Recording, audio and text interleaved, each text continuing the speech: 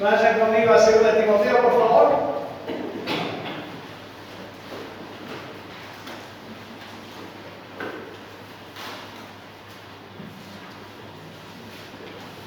La semana pasada, nuestra serie del siervo aprobado, que es el impulso que Pablo está enseñándole a Timoteo aquí en la epístola de 2 de Timoteo, de ser un siervo aprobado por Dios.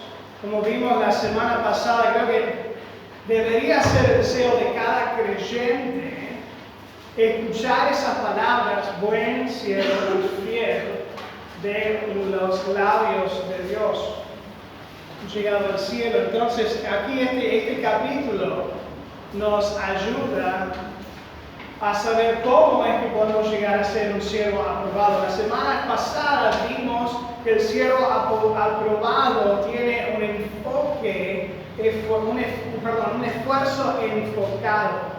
Vimos cómo se encuentra su fortaleza en Cristo, se esfuerza en pasar lo que ha enseñado a otros, se esfuerza a pesar de las dificultades y distracciones. ¿Ven mi barquito? ¿Está viendo mi barquito? El barco velero es impulsado ¿por qué? El viento lo empuja el marinero, entonces alza la vela y el viento lo agarra, y dependiendo de cómo mueve la vela puede hacer que su barco vaya a donde quiera. De esa misma forma, nuestra fidelidad es impulsada, es motivada también, es empujada.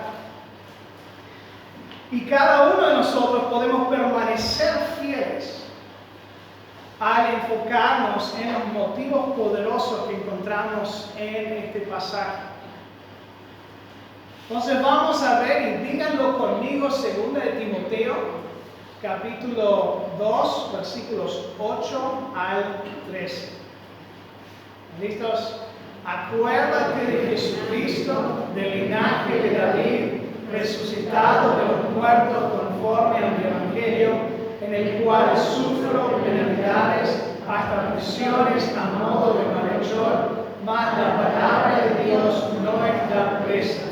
Por tanto, todo lo soporto por amor de los escogidos, para que ellos también obtengan la salvación que es en Cristo Jesús, con gloria eterna. Palabra fiel es esta: si somos muertos con Él, también viviremos con Él. Si vivimos, también reinaremos con Él.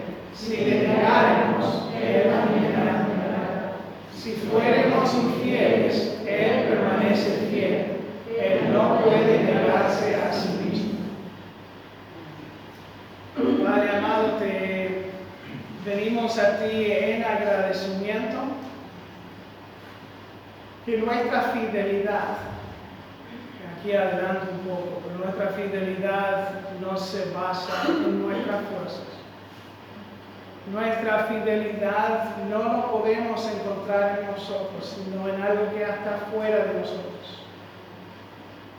Señor, parece algo negativo, pero es algo que debemos agradecer, porque somos caídos y propensos a fallar. Pero ayúdanos, Señor, a ser fieles, ayúdanos a encontrar este pasaje como las herramientas que tú nos has dado para motivarnos a la fidelidad. Te amamos, Padre, y ponemos este tiempo en tus manos, que tú hagas la obra a través de tu palabra y el Espíritu Santo morando en cada uno de tus hijos. En el nombre de Jesucristo pido esto. Primeramente, la fidelidad es motivada por el poder del Evangelio. Y eso lo vemos en los primeros 3 versículos, del 8 al 10. Acuérdate de Jesucristo, del linaje de David, resucitado de los muertos conforme a mi evangelio. Aquí en el versículo 8 vemos el primero de 4 aspectos del evangelio que son dignos de recordar. Entonces veamos aquí el contenido del evangelio. Pablo aquí le manda a Timoteo a recordar. De hecho, ese verbo, acuérdate, es un mandato de mantener algo frente a la memoria. Yo uso la frase, esto no quiero que te olvides, quiero ponértelo en el lóbulo frontal. Sí, eso significa que quiero que estés pendiente ahí. Mis hijos lo han escuchado, varios de ustedes lo han escuchado, no es por nada, solo poniéndolo ahí en tu lóbulo frontal. A veces nos hace falta eso.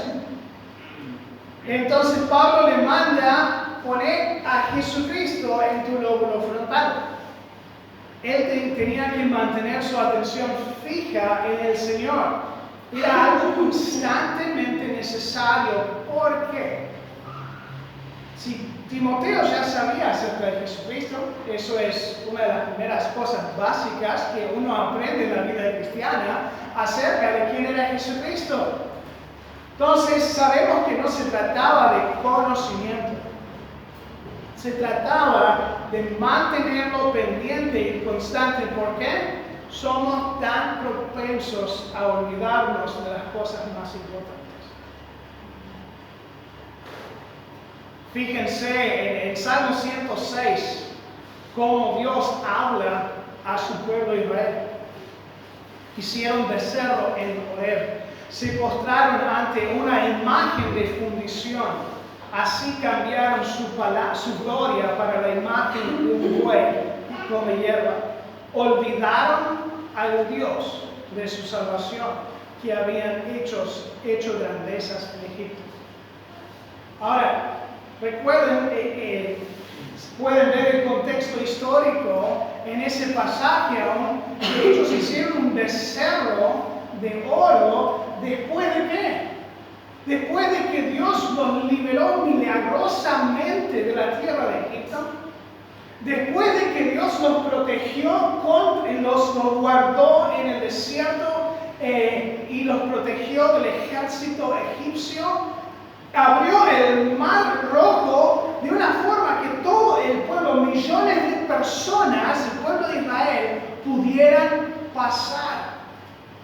Y trata de pasar el ejército de Egipto. ¿Y qué pasó? Las paredes de agua, ¡pum!, se cerraron y así Dios aniquiló el ejército egipcio. ¿Y qué hace inmediatamente después Israel? Después de todo eso, se fue Moisés al monte Sinaí por 40 días. Estuvo con Dios mientras Dios estaba dando su revelación, su ley. ¿Y qué hace el pueblo de Israel? Le pide a Aarón que tome zarcillos, anillos, joyería, todo de oro, y que funda, que arme un becerro, un Dios que ellos puedan ver para adorar. Y Moisés baja del monte viendo la idolatría y el emborrachamiento y todo lo demás que viene, el comportamiento desenfrenado del pueblo de Israel en adoración a su ídolo falso. Se olvidaron tan pronto. Un comentarista lo dice así: el mandato de recordar a Jesucristo a primera vista parece extraordinario. ¿Cómo pudo Timoteo olvidarlo? Sin embargo, la memoria humana es notablemente voluble. Es posible olvidar incluso el primer nombre. El epitafio sobre la tumba de Israel fue: pronto se olvidaron. Y fue para superar nuestro olvido de Cristo crucificado que instituyó deliberadamente su cena como fiesta de recuerdo.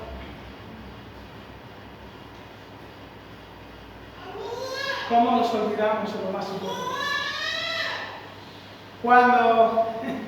De hecho, en los mandatos de perdonar a otros, siempre es en base a cómo Dios nos perdonó en Jesucristo. Pablo una y otra vez, Pedro también, una y otra vez nos recuerdan acerca de cómo Jesucristo vivió para agradar a Dios y nos mostró cómo hacerlo. Nos dicen, no se olviden, porque es tan fácil. De hecho, el juicio y la condena que a veces ponemos sobre otros cuando vemos sus faltas, es porque nos olvidamos de las nuestras y como Dios ha cubierto esas faltas con la sangre de Jesucristo. Acuérdate de Jesucristo. Mantenerlo en tu lóbulo frontal. Siempre el Evangelio. Ahora lo más básico. Volvemos al libro de Fundamentos. El andar, el intercambio. ¿Qué vemos una y otra vez? El Evangelio. De cómo nosotros no merecíamos nada y Cristo, a través de Cristo, Dios nos dio todo. No podemos olvidarnos de eso. Debe ser el aire que respiramos, debe ser la sangre en nuestras venas, el Evangelio constantemente en nuestras mentes, en nuestros labios. Si no, nos volvemos duros, condenadores, ocupados en nuestras obras de justicia que no nos pueden justificar. El contenido para recordar aquí, Pablo les dice, la práctica de mantener a Jesucristo en memoria constante, mantener su persona y su obra como céntrico en la vida, nos recuerda quién es Él y lo que Él ha hecho. Manteniendo el enfoque en la vida a base de esas cosas, porque Cristo es quien es y por lo que Cristo hizo, yo vivo mi vida así. En el original, la palabra, el nombre Jesucristo, de hecho son dos palabras, Jesús, Cristo. Pablo intercambia, a veces dice Cristo Jesús, a veces dice Jesucristo por énfasis. Entonces aquí al usar el orden Jesús y Cristo, primeramente enfatiza su humanidad. Jesús, el Dios encarnado, y él lo conecta con el hecho de que fue resucitado de los muertos, como dice en Romanos 1:4, que fue declarado Hijo de Dios con poder, según el Espíritu de Santidad, por la resurrección de entre los muertos. Si Cristo no hubiera resucitado de los muertos, sería cualquier otro hombre. Significa que, qué bueno que murió por ti, pero esa muerte sacrificadora por ti no cumplió nada en cuanto a tu justificación ante Dios. No hizo nada para cubrir y pagar el perdón por tus pecados. No hizo nada para la redención. Pero el hecho de que Él haya resucitado de los muertos, Cristo vive, sí, Él vive hoy, ¿qué significa? Que a través de Él eres redimido, eres justificado, hay perdón de pecados y puedes vivir una nueva vida. Amén. Amén. Debemos recordar quién es. Jesús resucitado de los muertos. El nombre de Cristo enfatiza su linaje real desde David, el cumplimiento de las promesas de Dios en el Mesías prometido. Romanos 1, del 1 al 3, cuando Pablo está introduciendo, presentándose a los romanos, lo dice así: Pablo, siervo de Jesucristo, llamado a ser apóstol, apartado para el Evangelio de Dios que Él había prometido antes por sus profetas, las profecías acerca del Mesías en las Santas Escrituras acerca de su Hijo, nuestro Señor Jesucristo, que era el linaje de David según la carne. La frase conforme a mi evangelio apunta a referenciar el mensaje de Dios que Dios le había dado a Pablo para predicar. Mira Timoteo, vemos eso en versículo 11, según el glorioso evangelio de Dios bendito que a mí me ha sido encomendado. Dios le dijo a Pablo, esencialmente toma, este es el mensaje del evangelio, tomalo y esparcirlo, difundirlo por todos lados y proteger el contenido. Entonces ese es el contenido: Jesús resucitado de los muertos, Cristo desde el linaje de David, el Mesías prometido. Eso involucra promesas para nosotros todavía, ¿sí? Todavía que no han llegado todavía, aunque experimentamos parte de eso hoy. Otro aspecto que vemos acerca del Evangelio es el sufrimiento por el Evangelio. Fíjense el versículo 9, la primera parte, en el cual sufro penalidades. Ahora, esta sufro penalidades es lo mismo que Pablo usa en el versículo 3 del mismo capítulo. Tú pues, hijo mío, sufre penalidades como buen soldado de Jesucristo. Perdón, tú, no está el hijo mío en esa. Tú pues sufre penalidades. Ustedes también se confunden con los versículos, ¿no? Claro, sí. Él estuvo dispuesto, y recuerden cuando vimos la semana pasada esa palabra sufrir penalidades, es una sola palabra que es compuesto de sufrir, de pasar o padecer maldades, cosas malas, cosas feas. Pablo estuvo dispuesto a sufrir maldades por causa del Evangelio, aun si significaba prisión, hasta prisiones, dice. De hecho, Pablo está escribiendo su carta a Timoteo desde una cárcel romana. La prisión que hoy se conoce como la prisión Tullianum, aquí en la foto, o se conoce también como la cárcel Mamertina. De acuerdo a la historia eclesiástica, actualmente está debajo de la iglesia de San José de Falengami en Roma. Hoy día puedes ir a este mismo sitio, lo han hecho como un museo, porque históricamente hay grandes personas en la historia que han sido encarcelados aquí, incluyendo el apóstol Pablo y Pedro, esperando su ejecución de parte del emperador romano. Los prisioneros eran bajados por la celda por un agujero en el piso. Esto originalmente era una cisterna. Por eso la puerta ahí al costado sale a la cloaca.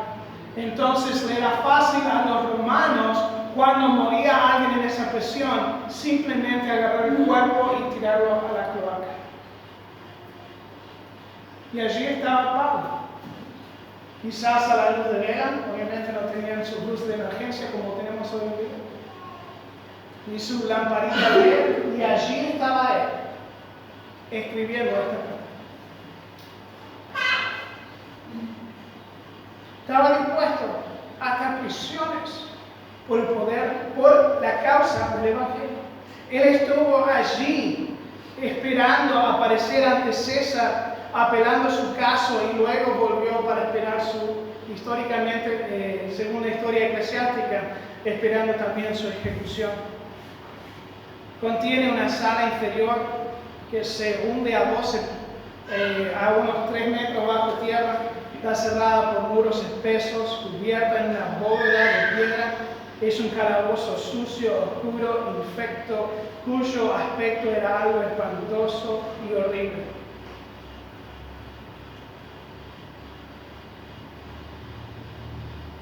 ¿Estarías dispuesto a pasar un día ahí por el Evangelio? No solamente prisiones, pero él estuvo dispuesto a sufrir maldad por causa del Evangelio, aun si le acompañaba el oprobio, la vergüenza de la sociedad que le echaba. Decía, no solamente hasta prisiones, a modo de malhechor. En la cultura en que vivían, los cristianos eran vistos como criminales por no seguir las leyes de la adoración al emperador romano. Cada ciudadano romano, una vez al año, tenía que presentarse ante el emperador y decir que él era el Hijo de Dios. Y un cristiano no podía decir eso, porque el único Hijo de Dios es Jesucristo. Entonces, ellos eran tratados como criminales. Y por seguir a Cristo, por predicar el Evangelio, él era tratado como un criminal. Como allí junto a él hubieran sido asesinos, violadores, ladrones. Los dos malhechores, criminales, entre los cuales crucificaron a Jesucristo. A Jesús lo trataron como un criminal. A Pablo le están tratando como un criminal. Hay oprobio allí. De hecho, tanto que en el capítulo anterior al 2 aquí nos dice que algunos, mismos hermanos supuestos en la fe, le abandonaron, los cuales son Figelo y Hermógenes. Entonces, eso es el sufrimiento por el Evangelio, pero fíjense el poder del Evangelio. Y lo encontramos en esta frase. Y creo que ha sido el lema para nuestra iglesia este año. mas la palabra de Dios no está presa. Esa palabra presa está haciendo referencia a sus propias prisiones. De hecho, es la misma palabra prisiones que la palabra presa. Es la idea de cadenas, de estar encarcelado, encadenado. Y dice, yo estoy preso, estoy limitado por estas cadenas, estoy impedido en mis movimientos, pero eso no impide el poder del Evangelio. No impide la predicación del Evangelio. Él sabe, por experiencias pasadas, el hecho de estar encadenado no impedía el Evangelio y continuara siendo esparcido. Aún tuvo oportunidades de testificarle a autoridades oficiales. Tenía una guardia, el pretorio, eso era una guardia importante que protegía a una casa de César. Imagínense la guardia del presidente que te tiene que proteger porque eres un criminal del gobierno, un criminal federal. Eran destacados. Y al predicar el Evangelio, Pablo sabía por experiencia que tuvo estas oportunidades, aún en cadenas. En Hechos 26 leemos cuando se presenta ante el rey Agripa. Y dando testimonio, dice esto, pero habiendo obtenido auxilio de Dios, persevero hasta el día de hoy, dando testimonios a pequeños y a grandes. Y aquí no está hablando de estatura, está hablando de importancia. No diciendo nada fuera de las cosas que los profetas y Moisés dijeron que había de suceder, que el Cristo había de padecer, ser el primero de la resurrección de los muertos para anunciar la luz al pueblo, a los gentiles. Y unos versículos después, Pablo le dice al rey Agripa, quisiera Dios por poco, por mucho, no solamente tú, sino también todos los que hoy me oyen, fueses hechos tal cual como yo, excepto esta carne. Imagínense el presidente preguntándote, ¿vos querés que yo está tratando de convertirme a Cristo? Algo intimidante, ¿no? Y Pablo dice, sí, quiero que seas igualmente como yo. Quiero que conozcas a Cristo como yo lo conozco. Quiero que tengas una relación con Dios tal como yo lo tengo. Lo único, no quiero que estés en esposa cuando lo hagas. Está diciendo este evangelio, tan bueno para el criminal que piensan que soy, es también bueno para ti, oh rey. Unos capítulos después, el final de Hechos termina así con estos versículos. Pablo permaneció 2 años enteros en una casa alquilada, recibía a todos los que él venían predicando el reino de Dios, enseñando acerca del Señor Jesucristo abiertamente y sin impedimento. Él estaba en arresto domiciliario. ¿Eso detuvo la predicación del Evangelio? No. Estuvo en cuarentena. ¿Eso detuvo la predicación del Evangelio? No. Por eso, la palabra de Dios no está presa. Por eso lo tomamos como lema para nuestra iglesia este año. Sí, estamos en cuarentena, hay una pandemia, pero la palabra del Señor no está afectada. Y me encantaría poder tomarme tiempo para contarle las historias de cómo Dios ha obrado a través de su palabra en este año. De hecho, algunas de esas historias están aquí con nosotros hoy. De cómo Dios ha obrado en sus vidas. Cómo nos ha crecido y motivado.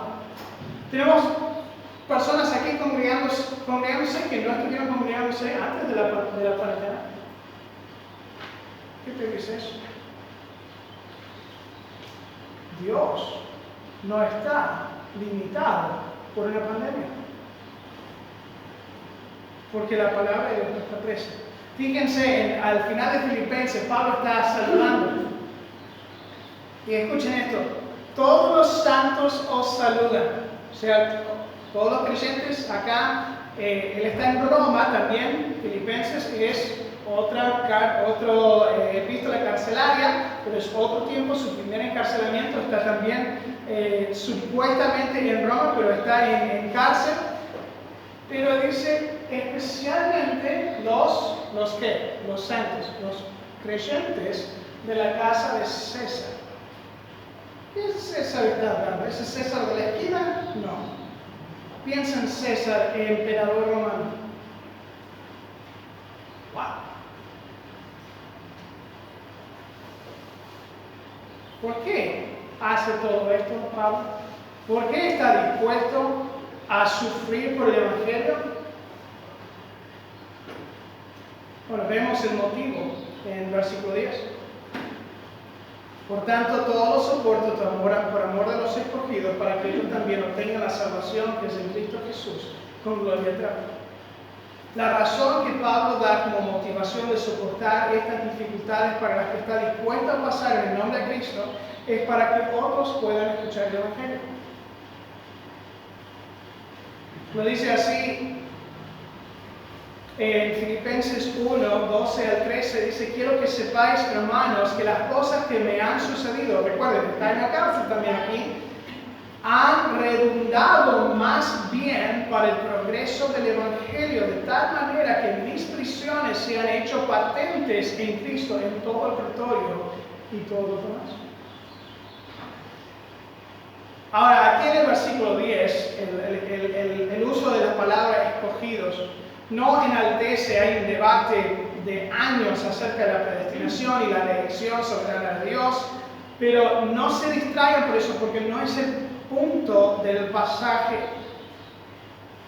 Sea que uno tome la posición que Dios planeó la salvación de personas específicas de antemano o de la eternidad pasada, o si simplemente selló la decisión de aquellos quienes en virtud del tiempo vio que el futuro se convertiría en el Cristo. El punto es que hay quienes no han oído el mensaje del Evangelio, y Pablo está dispuesto a hacer todo lo necesario para que lo escuchen. Romanos 10, 14 al 15 nos dice que no lo oirán si nadie se los comparte. ¿Cómo pues invocarán a aquel en el cual no han creído? ¿Cómo creerán en aquel de quien no han oído? ¿Y cómo oirán sin haber quien les predique? ¿Y cómo predicarán si no fueren enviados? Como está escrito: cuán hermosos son los pies de los que anuncian la paz, de los que anuncian las buenas nuevas. ¿Qué estás dispuesto a hacer por el Evangelio? ¿Qué estás dispuesto a hacer? Porque el Evangelio es poderoso. Esa motivación de lo que tú crees acerca del Evangelio te impulsa. Ahora, en la semana pasada anterior, toda Argentina se conmovió por este video.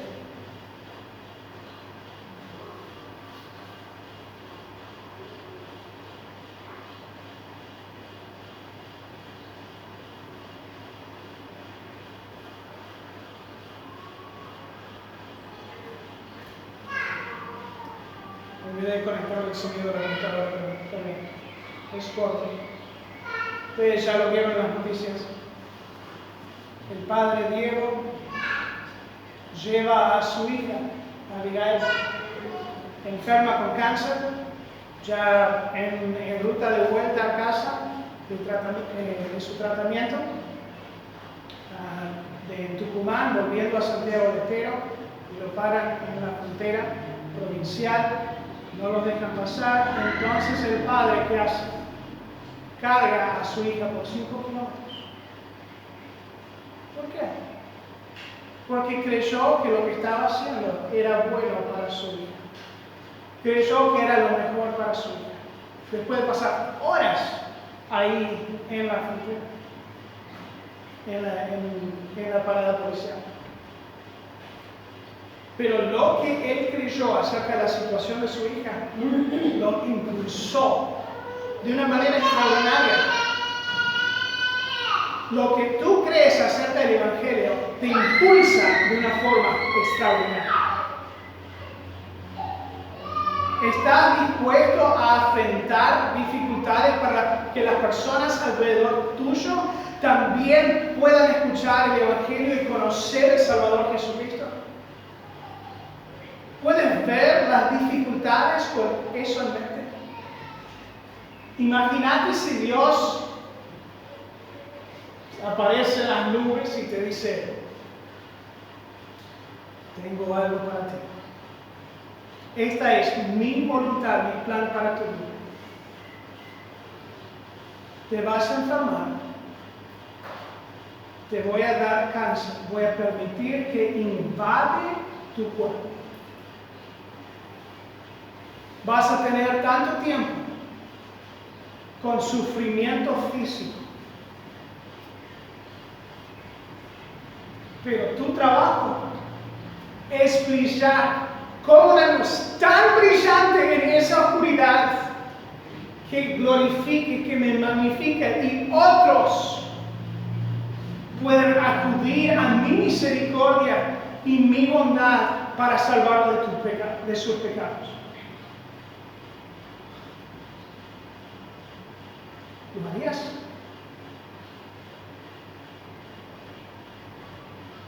Dice: pastor, pero usted no sabe que eso es la razón por la que podemos pasar esas cosas.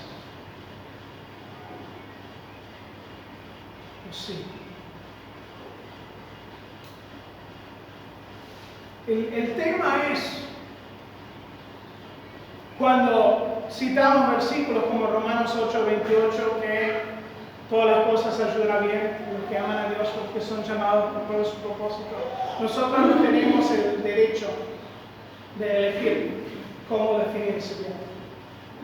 Estuvimos hablando con un pastor, John Stroop, quien de narcotraficante ahora un director de ministerios que Dios está usando de una gran manera.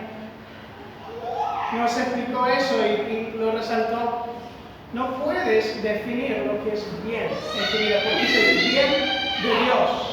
Y Él puede usar eso para su honra, para su gloria, para que otros escuchen el Evangelio. La pregunta es si estás dispuesto a sufrir penalidades por el poder del Evangelio. Si crees en el poder del Evangelio, esa respuesta es sí. Si realmente el Evangelio es poderoso en ti, entonces estarás dispuesto a hacer todo lo necesario para que otros escuchen de la salvación que pueden tener en Cristo Jesús, para que otros vean la luz en tu vida, en este mundo. Entonces, la primera motivación es el poder del Evangelio.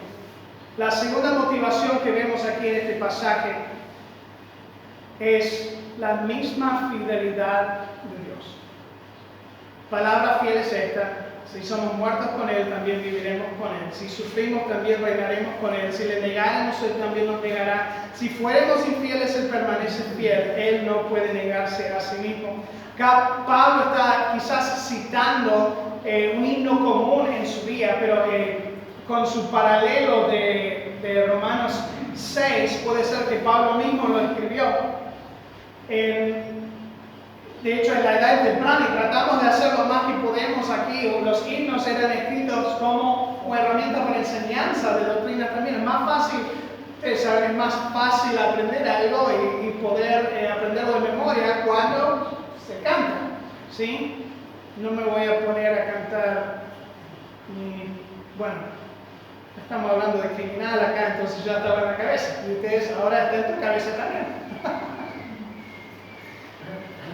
No sabemos letras, no sabemos canciones, y aquí puede ser una posible canción de la primera iglesia, un himno. Pero Pablo lo llama una palabra fiel, y está compuesta por 4 promesas de Dios que son dignas de recordar. La promesa primero de la vida eterna, Romanos 6:8 también lo dice: si morimos con Cristo, creemos que también viviremos con Él. Ahora, eso enfatiza dar muerte al viejo hombre, lo que llamamos la mortificación del pecado. No es solo la posibilidad de un martirio como muchos habían experimentado, incluyendo Pedro y Pablo, sino que también apunta a morir a nuestro propio ser. Pablo lo dice así en Gálatas 2:20. Con Cristo estoy juntamente crucificado, y ya no vivo yo, mas vive Cristo en mí. Lo que ahora vivo en la carne, lo vivo en la fe del Hijo de Dios, el cual amó y se entregó a sí mismo por mí. Y aquí también en este pasaje apunta a que el vivir con Él no es solamente la vida celestial que nos espera después de nuestro último respiro aquí en la tierra, sino que para el creyente esta vida eterna tiene comienzo aún durante esta vida terrenal. Lo dice así en Marcos 8:35, Cristo dice que quiere salvar su vida, la perderá, y todo el que pierda su vida por causa de mí y del Evangelio la salvará. Y luego en Juan 5 nos dice, de cierto os digo, el que oye mi palabra, cree que me envió, no tendrá, tiene vida eterna y no vendrá a condenación, mas ha pasado de muerte a vida. Y unos capítulos después, en Juan 10, lo describe como la vida abundante. No está hablando de abundancia de posesiones, abundancia de felicidad, sino una profundidad de sustancia de la vida aquí en este mundo. Entonces vemos ahí la promesa de vida eterna. La promesa también vemos de recompensa en el versículo, la primera parte del versículo 12, si sufrimos, también reinaremos. El término sufrir literalmente significa permanecer debajo. Entonces conlleva la idea de soportar presión. Un comentarista lo dice así: el soportar exige una experiencia continua de aguantar valientemente las dificultades y aflicciones acumuladas sobre el creyente debido a su relación con Cristo. Tener una relación con Cristo cambia tu vida. Y algunos no están tan felices por eso. Hay presiones de tu familia, amigos en la escuela, compañeros de trabajo, prioridades diferentes que ahora tienes, que es diferente a lo que tenías, entonces crea una presión, cambio de prioridades. Pero la recompensa prometida para aquellos que soportan es participar en el reino de Cristo. Cuando Él venga otra vez, es la misma palabra que en forma verbal, donde se traduce rey. Pero es con rey, con Cristo. Entonces, juntamente con Él reinando. De hecho, lo dice, hace referencia a esto en Mateo 25. Bien, buen siervo y fiel, sobre poco has sido fiel, sobre mucho te pondré. Entra en el gozo de tu Señor. Y de hecho, Pablo, tratando de arreglar un conflicto en la iglesia de Corintios, lo dice así: ¿no sabéis que los santos creyentes han de juzgar al mundo? Usa la palabra juzgar como tener autoridad sobre, no de juzgar, de condenar, de presidir, esa es la palabra. Y si el mundo, al ser juzgado por vosotros, sois indignos de juzgar cosas muy pequeñas, ¿o no sabéis que hemos de juzgar a los ángeles? ¿Cuántos de ustedes pueden mandar a los ángeles? Che, andá allá, hay un café angélico por acá. Bueno, quizás yo solamente pienso en eso.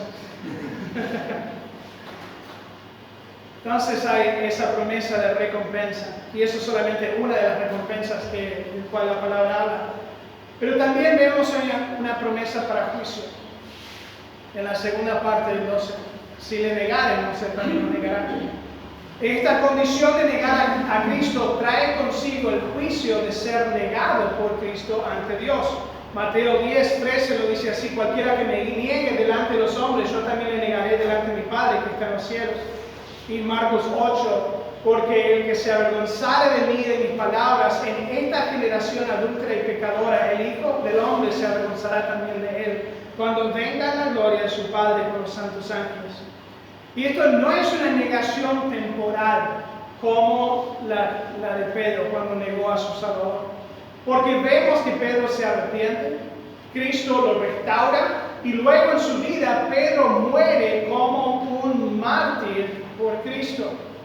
Entonces, esta negación del que habla aquí en el versículo 12 es permanente. Lo llamamos la apostasía, demostrando que uno nunca fue seguidor de Jesucristo. Primera de Juan 2 lo dice así: salieron de nosotros, pero no eran de nosotros, porque si hubiesen sido de nosotros, habrían permanecido con nosotros. Pero salieron para que se manifestase que no todos son de nosotros. ¿Quién es mentiroso sino el que niega que Jesús es el Cristo? Este es anticristo, el que niega al Padre y al Hijo. Todo aquel que niega al Hijo tampoco tiene al Padre. El que confiesa al Hijo tiene también al Padre. Ahora, esto no es para que nosotros empecemos así, para a ver quién no ha venido a la iglesia en un rato. Puede ser que están negando a Cristo. No es para eso. Es una advertencia personal. Si tu fe en Cristo no es sincera, no es genuina, si tu vida niega al Salvador quien te compró, y así de seriamente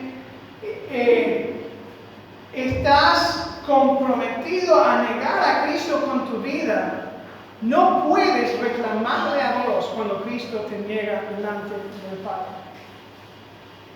Hay multitudes que han negado a Cristo. Quizás es una dificultad en su vida que lo ha hecho. Quizás es simplemente ya dicen que no creen. Y en la dificultad de su vida piensa: ¿y dónde estaba Dios cuando lo necesitaba? Exactamente donde le dijiste que fuera. Le dijiste que saliera de tu vida y eso es. Dios es un caballero. No se va a forzar sobre uno. Es un corazón dispuesto a recibirlo que lo acepta. Y cuando genuinamente aceptándolo, eso cambia en nosotros.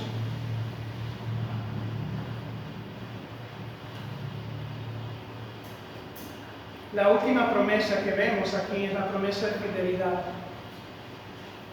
Si fuéramos infieles, Él permanece fiel, porque no puede negarse a su mismo. La promesa de la fidelidad de Dios. La persona, el carácter de Dios, lo que compone a Dios, una de esas cosas es su fidelidad. La infidelidad cristiana no es algo bueno. Todos sabemos, no debemos ser infieles, pero también es algo un poco normal y esperado de la vida cristiana. No debemos apuntar a eso, pero es simplemente un hecho en la realidad de la vida cristiana, vamos a tropezar. Van a haber tiempos donde estamos, como dice aquí, literalmente sin fe, donde nos cuesta creer y confiar a Dios lo que Él ha dicho. Pero no es una negación permanente mencionada anteriormente, sino es en los tiempos cuando tropezamos. Desde el previo versículo pareciera, si leemos, si le negáramos, Él también nos negará. Si fuéramos infieles, lo que esperaríamos es Dios nos va a abandonar. Pensamos que es una relación recíproca, que la fidelidad de Dios en nuestras vidas depende de nuestra fidelidad a Él. Pero no es así. Porque Dios es fiel y no hay nada que cambie eso. Dios es inmutable. Significa que es fiel, es amor, es bondadoso, es soberano y no cambia. Nunca. El hecho es que si somos desobedientes, sí podemos esperar la disciplina amorosa del Señor en nuestras vidas. Pero fíjense lo que Pablo dice en Romanos 3. Pues que si alguno de ellos han sido incrédulos, su incredulidad habrá hecho nula la fidelidad de Dios. De ninguna manera. Antes bien se adulará si todo hombre es mentiroso, como está escrito, para que sea justificado en tus palabras y venzas cuando fueres juzgado. Termino con esto. Romanos 8. ¿Qué nos puede separar del amor de Cristo? Tribulación, angustia, persecución, hambre, desnudez, peligro, espada.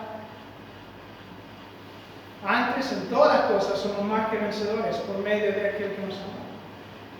Por lo cual estoy seguro que ni la muerte, ni la vida, ni ángeles, ni principados, ni potestades, ni lo presente, ni lo porvenir, ni lo alto, ni lo profundo, ni ninguna otra cosa creada nos podrá separar del amor de Dios, que es en Cristo Jesús, Señor nuestro.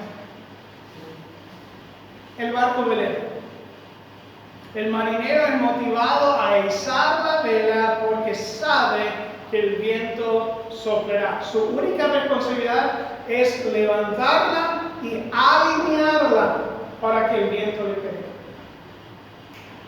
De la misma forma, como hijos e hijas de Dios, debemos simplemente alinear nuestras vidas con el viento, la fidelidad de Dios.